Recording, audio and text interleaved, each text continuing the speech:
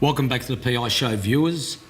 It's that time of the show when we've got the mailbag, but tonight I've got a special guest, young blonde bombshell by the name of Anna. Good evening, Anna. Thank you, Tony. Thank you for a very generous introduction.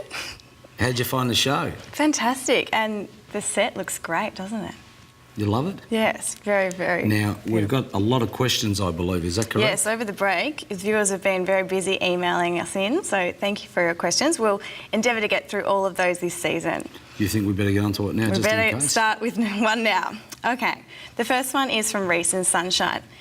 Hi there. My employer's WorkSafe agent has rejected my stress claim, saying that I do not have a mental illness. I was wondering what criteria someone has to meet in order to have their claim accepted. John, do you want to give that one a go? Thanks, Hannah. Reese, you've made a claim for compensation. Looks like out of stress and anxiety and a mental illness arising out of work. It looks like it's been rejected. You have to refer the matter to conciliation, to the Accident Compensation Conciliation Service within 60 days. In that time, you should obtain, and maybe from your lawyers, you need to seek legal advice, obtain supporting medical documentation, basically from your treaters, maybe your general practitioner and maybe a psychiatrist or psychologist. You will basically give the opinion that as a result of the work and the work stresses, you've suffered from a diagnosable mental condition. John, just on that point there, the psychiatrists and psychologists have got a manual that's about that thick that deals with psychiatric injuries, and the key to it is that the stress you're dealing with is something that's within the manual. And I has to guess it picks up just about everything, except in some instances, grief is excluded. So it's got to be a stress, anxiety, depression, that sort of thing. Exactly. Stress and anxiety arising out of or in the course of work. Now, but at the same time, as we know, Tony, Section 82(2)A of the Accident Compensation Act allows employers a defence in that...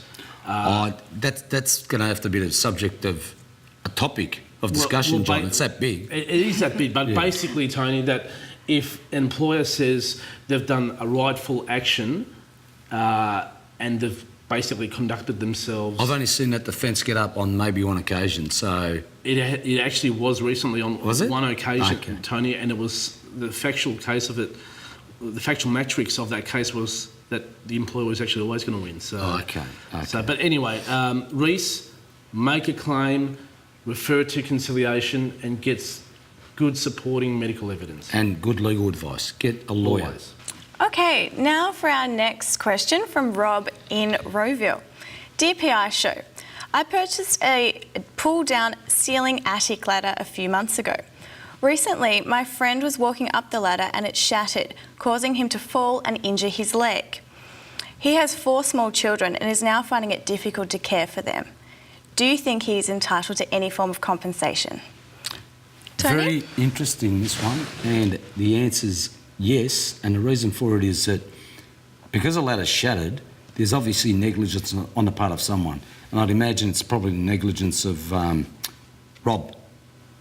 And what we need to do is, you apply the Wrongs Act. If he's got more than 5% disability, he's entitled to his pain and suffering and loss of enjoyment of life. But in any event, it sounds like he's going to have a lot of expenses in terms of medical and the like. And because he's looking after the children, and if he can't now, we can apply what they call Griffiths and Kirkmeyer, John, where you can get the cost of getting someone to look after the children, or at the very least, the economic cost of getting, say, a family member to look after the children. It's probably about $30 an hour these days, John. Wow. So this could turn out to be a pretty significant claim, and because he shattered his leg, he's going to get the more than 5%. So this fellow here, and the homeowner would be covered by... I was about to say, Tony, the house and contents insurance? Yeah, the public liability cover.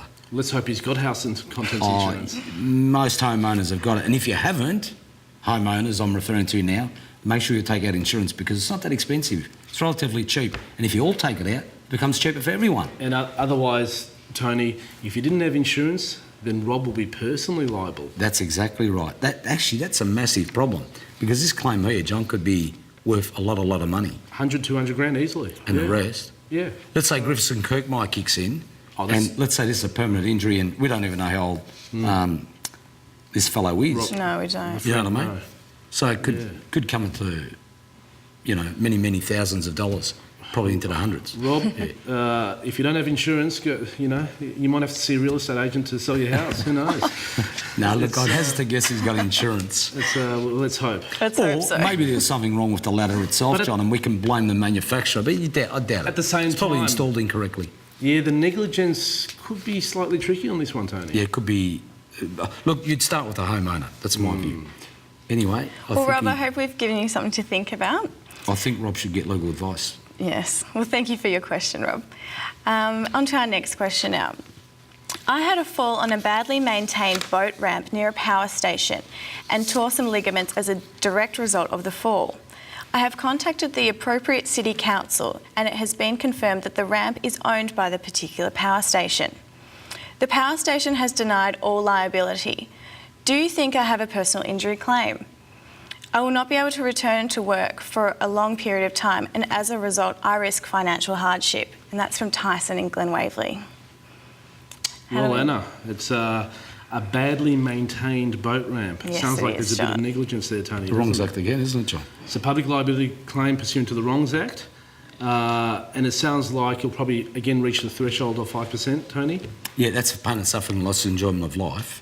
And Even if you didn't get the 5%, because he's got loss of income and medical and like expenses, Exactly. you don't need 5% for that, so you can automatically sue, but you have to prove fault. the claim will be against the power plant, the owner.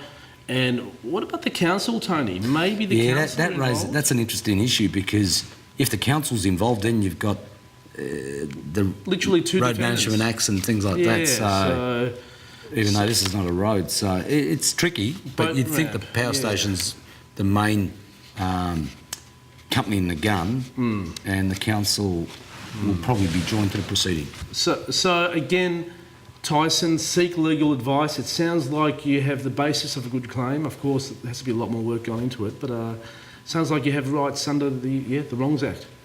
Well, guys and viewers, time seems to be flying. Anna, can I get you to probably explain to the viewers how to get a hold of us and... Sure. Viewers, we love getting your questions, so please keep them coming. You can contact us via Twitter, Facebook, or on our website, which is www.thepishow.com.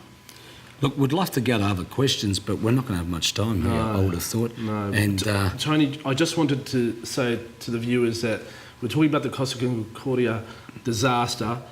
A lot of fatalities, a lot of lost people. It's a disaster. It should never. it's a occur. tragic case. It's a tragedy. It should never occur. Leaving aside all the, jokes that people might, About fire at the captain and things like that. It's a Bottom disaster line, that should never occur. in any event, we've got to wind it up. Viewers, thank you for watching. Please stay tuned. Watch us every week at 9:30 on a Monday night, repeated on a Wednesday night at midnight. But in the meantime, make sure you stay safe. Thank you.